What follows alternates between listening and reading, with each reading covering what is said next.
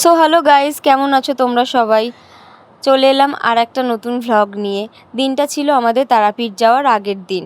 সারা রাত ধরে আমি আর স্নিগ্ধা দিদির নাচের জুয়েলারিগুলো পরে এইসব করছিলাম। এদিকে আমাদের তখনও প্যাকিং কিছু হয়নি। সারা রাত না ঘুমিয়ে ভোরবেলা আমি, স্নিগ্ধা, দিয়া দিদি আর দিদি মিলে চলে গেছিলাম স্টেশনে। এটা হলো আমাদের ভাই। ও সারা রাত বোধহয় ঘুমায়নি। ভোর ভোর ওকে বলছিলাম, বাবু একটু হাই করতো। তারপরে ট্রেনে উঠে পড়লাম, আর ট্রেনে উঠে পড়া থেকেই শুরু হয়ে গেল আমাদের জম্পেশ খাওয়া দাওয়া। প্রথমেই শুরু হলো চা নিয়ে। এই সুন্দর ভিউ দেখতে দেখতে, চা খেতে খেতে আমাদের ট্রেনের সফর চলছিল। আর আমরা খাবো, দিয়া দিদি দাঁড়িয়ে দাঁড়িয়ে দেখবে, এটা তো হতেই পারে না।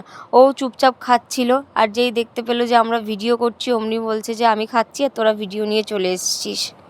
ট্রেনের হাওয়া গায়ে লাগতে না লাগতেই স্নিগ্ধা আমার কাঁধে মাথা দিয়ে মশমশ করে নাক ডেকে ঘুমাতে শুরু করে দিয়েছিল।